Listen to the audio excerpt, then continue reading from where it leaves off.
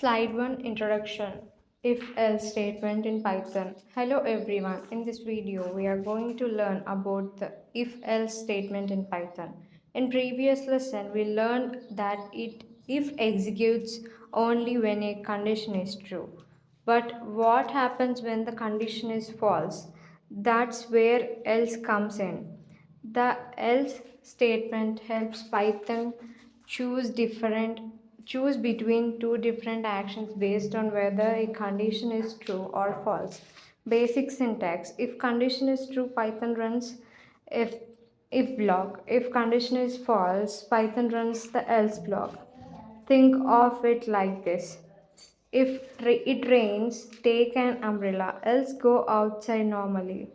Let's see an example. Age is equals to 8. If age is greater than or equals to 18, print you are eligible to vote. Else print you are not eligible to vote. This makes program smarter because Python can now handle both possibilities. Slide 2 explains the real life example of if else statement. Now let's look at real life examples. Marks equals to 65. If marks are greater than or equals to 35, print pass, else print fail.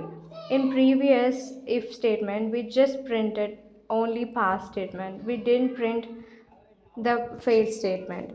If number is greater than or equals to 0, print positive number, else print negative number. This is how if else helps in decision making. It is used in checking age eligibility, pass or fail systems, where the decision logging systems and many more applications. One Only one block executes at a time. So today you learn what if else is, how it works, its syntax, and practical real life examples.